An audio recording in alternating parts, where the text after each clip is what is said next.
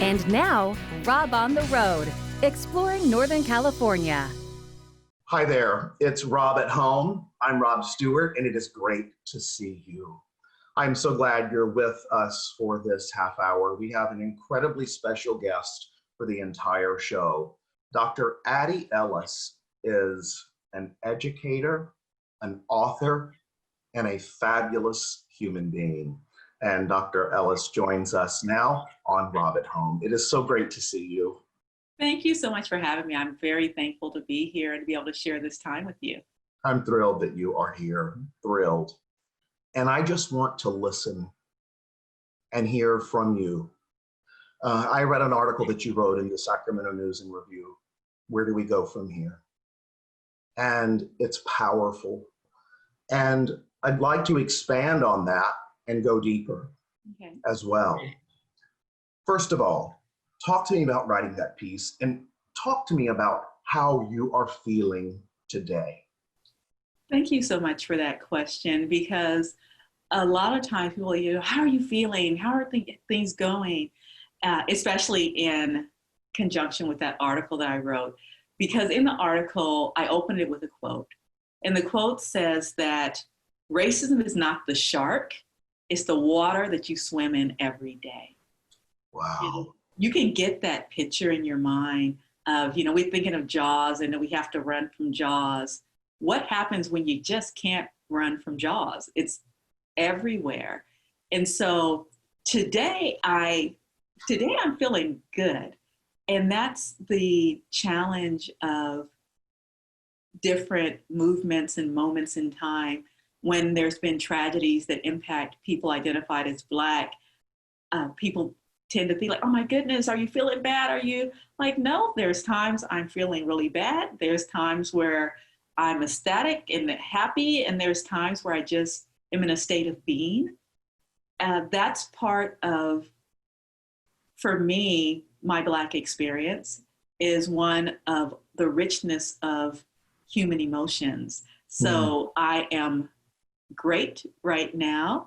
That doesn't mean in 10 minutes I won't see something flash across a news feed and be dropped back into that space of hopelessness, of despair, of deep sadness caused by the undercurrent of racism that we swim in. So we've had civil unrest across the nation. We still are having civil unrest across the nation. What are we going to do? How are we going to heal? How are we going to move forward? And I'm of the mindset that we have policies. We have lots and lots of policies. We have research. We have tons of research. What do we do with it? How are we going to implement it? And how are we going to, as a community, as a world, heal from the greatest pandemic that's lasted the longest amount of time that impacts everybody, and that's racism? It's so interesting to hear you say that, because the Declaration of Independence, from the very beginning of this country, all men are created equal, backed up by the Constitution of the United States. And we can hear all of the toxic masculinity that's laced through those words of all men.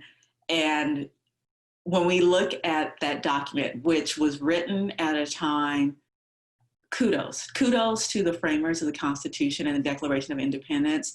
And they had this really aspirational document given the knowledge that they had at that time. We now have new knowledge. We now have new experiences. We now know that gender is a social construct that we really need to deconstruct. And we really should be saying all people, all humans, everyone has the right to life, liberty, and the pursuit of happiness. And then when those isms come, whatever the ism you decide to use, we could talk racism, classism, sexism, genderism, ageism, all those isms, then we can hold it up and say, nope, we have a document that is also aspirational, that says all humans are created equal and should be treated in that way. And then we won't have things like Supreme Court's having to tell us who can and can't do things. We'll just know it instantly and intuitively that we want to do what's right. But racism, it's not a but, it's an and. Racism is far more complex than just the hatred that people demonstrate, because it's not necessarily a hatred demonstrated against me. It's a hatred, I believe, that's internalized. And if I am someone who's racist, I have to hate you in order to make myself feel better. So it's really mired in self-loathing and not knowing where they fit in. I have a degree of sympathy for those who are racist because they don't know who they are. The only thing they know is I need to make someone else feel bad. I need to take away their life in order for me to feel good. And when I look at that dichotomy, it's like, wow, that's a miserable life to live, where you have to, your humanness is dependent upon someone else being beneath you. That's beyond my comprehensive. And they are sad. I'm sad for them because they don't know the richness of being a human being and the richness of coming into community and dialogue with other people. And the United States, this last thing I wanted to say, the United States was built on a slaveocracy. It was built on the concept of slavery and those who could afford to have enslaved people and those who could not. And the slaveocracy, did very much what we see people today doing. Like, if we can pit you against the other, then we don't have you focus on us. So yeah, slavery was bad. It was horrible, but it pitted the people who were poor and identified as white, who didn't have jobs, who were still digging in the dirt for food. They really couldn't eat because they imported, they being the slaveholders, imported in free labor. And then, so it's always, there's more to the story. There's always more to the story. If one is to consider everything that has occurred in this country to date, 401 years ago, to, if we just want to bring it all the way up, that we are walking around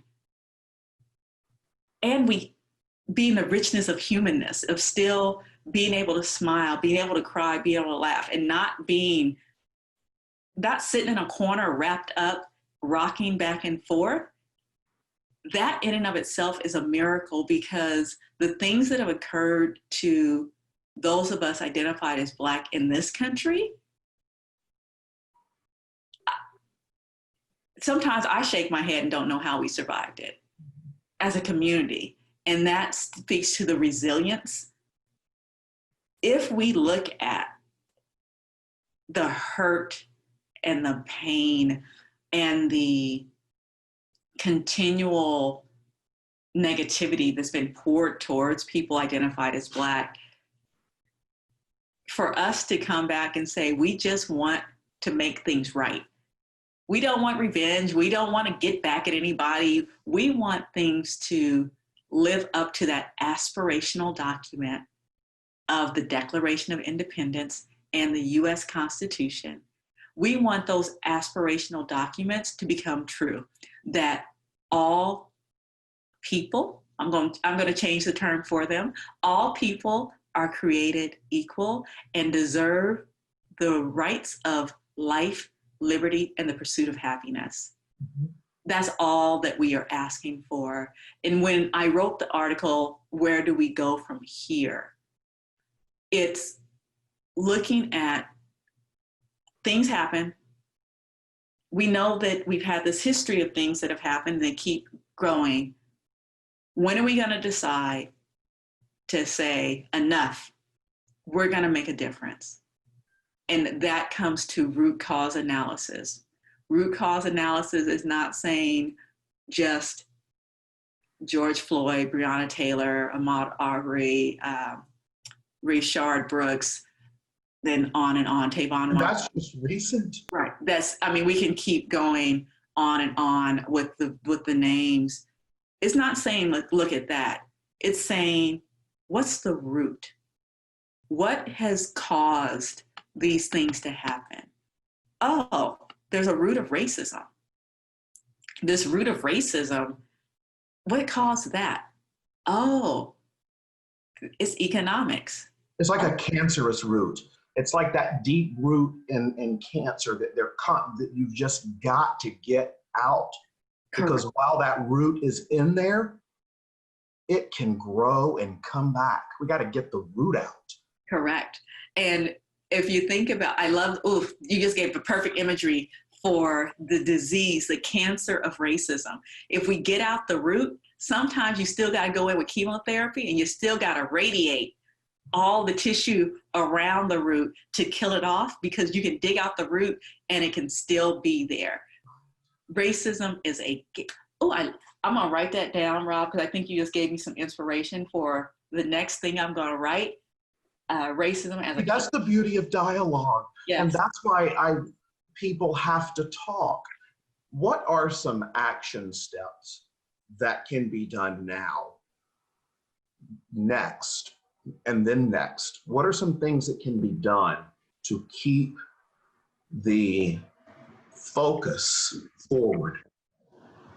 Excellent. So I think that everyone needs to look at their particular industry. So I can't speak to other industries. As I said, I'm an educator. And so I'm going to come from the space of education and what needs to happen next within the realm of education. We have to have teachers and administrators go through rigorous training on being anti-racist for their students.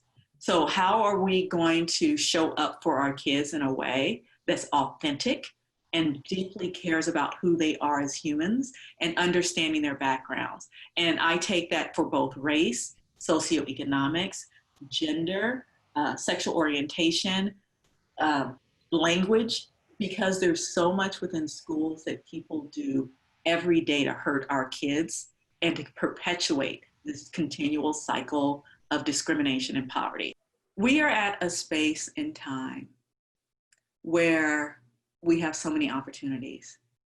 My granddaughter, who's the most magnificent human being in the world that I am aware of, she's fabulous, but she is multi-ethnic, multiracial. So she is, if we were going to put her in some boxes, Black, white, Filipina. So she's lots of different things. There's lots of little kids, I call them little beige children, who are walking around who don't necessarily have this Black-white dichotomy. You can't easily classify them. We owe them.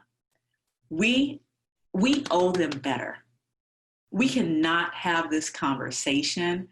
My granddaughter is 3, almost 4. When she is 17, 18, 19, I do not want to have the same conversation. I want her to know that we did the hard work. We dug out the root of the cancer. We worked on it. We radiated. We did all of these things so that she can walk into any place and feel safe. I don't want her to go into a world where she's worried about what someone's going to say. Shine a light on love. Shine a light on acceptance. Shine a light on we are all in this world together, and none of us are going to get out of it alive. Not one of us are going to get out of this world alive. So why don't we try to make it better for all of us while we're living here? Let's treat the waters. Let's get in now and do something to treat the water so that we can heal. And healing is going to take time because 1 is getting to the root, but 2 is understanding. There was something I read recently about, if you give somebody a 400-year head start, what do you expect when we talk about finances in particular? But I would say you gave somebody a 400-year head start, and guess what? We're only 100 yards behind you. and you had a 400-year head start. That means things are wonderful, but they're not good enough. And we have to deal with that fact of the United States kept, and England actually, kept phenomenal records of the institution of enslavement and which families, how much money they earned, the companies that were engaged in enslavement.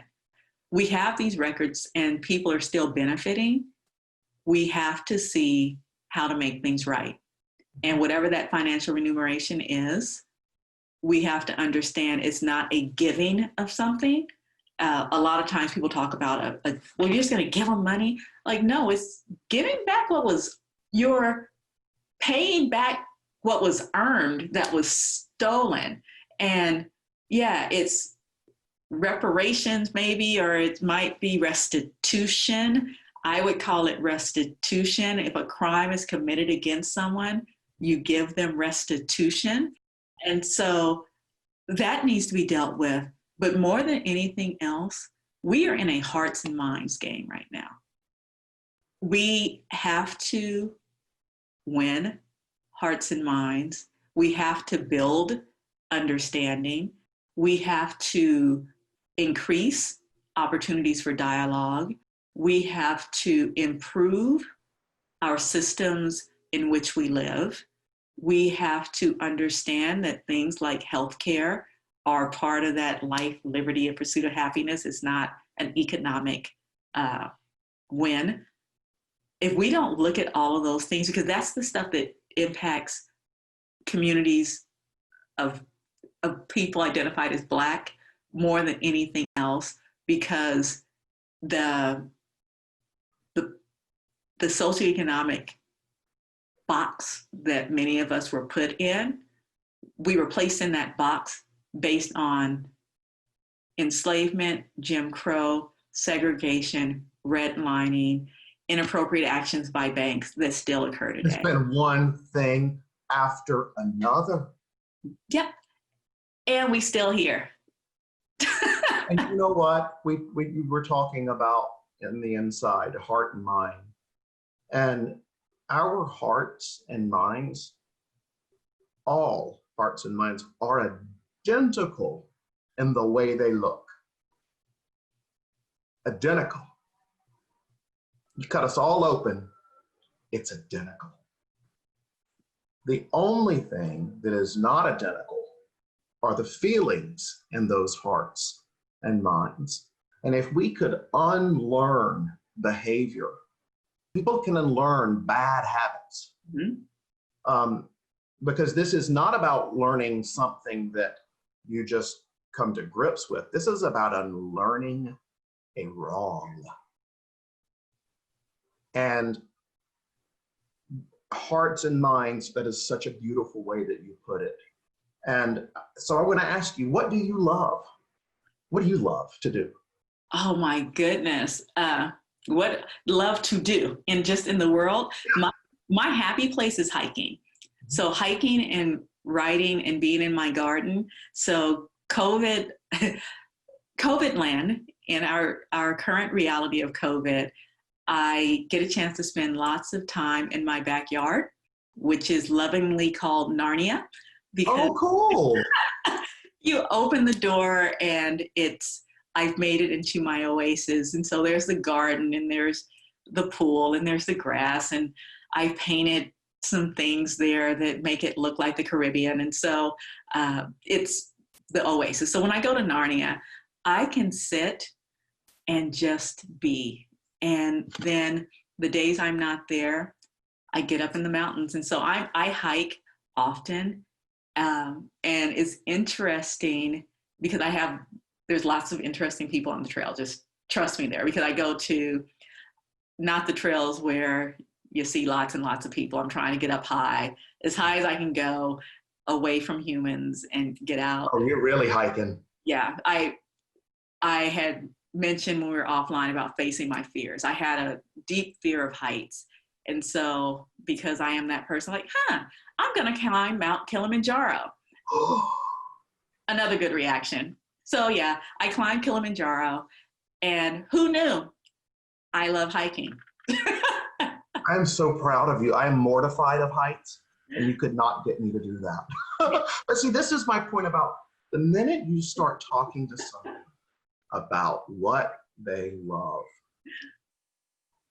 and I implore people, the minute you start talking about things people love, you forget about, if someone has this in their heart, about what they hate. Right. And it conquers it. It conquers it, and it finds where we have our commonalities versus our differences, and where to build. Now, just having conversations alone is not going to root out racism. Nor is being an ally. You got to do more than being an ally. Correct. I wrote a piece about not being an ally, and it's the allies tend to show up when there's a call. Even like if we get the image of the United States and their allies, they come when they need a call. We need abolitionists. We need people who are willing to come in and say, just like enslavement, they want to partner with those identified as Black and everyone else who wants to root out the disease of racism, and we have to abolish all of that, the mindsets and the structures and those definitions, the construct of whiteness and Blackness that we have historically had, and they each have some meanings that we attach to it. I want abolitionists. I want abolitionists on my team. Allies are great. I can call them on the phone if I need a hashtag, if I need somebody to go out, wonderful. I want abolitionists on my team. Those are the ones. The rest of them, I have once again, there's the racist, which, all of us know that person. There's the apologist who tries to tone police or tone monitor what I'm doing, and I can't do anything with the apologist. The allies, like I said, if I gotta have somebody, I'll think about when remember grade school, we had to pick teams. Mm-hmm, mm-hmm. If I had to pick them, I pick them, but I want abolitionists to rock with me as we are making a world that is going to bridge that rainbow to my granddaughter and my future grandson, having a world where they can be who they are, reaching that, Dr. King's dream place, the I Have a Dream speech that everybody's heard 6,925 times.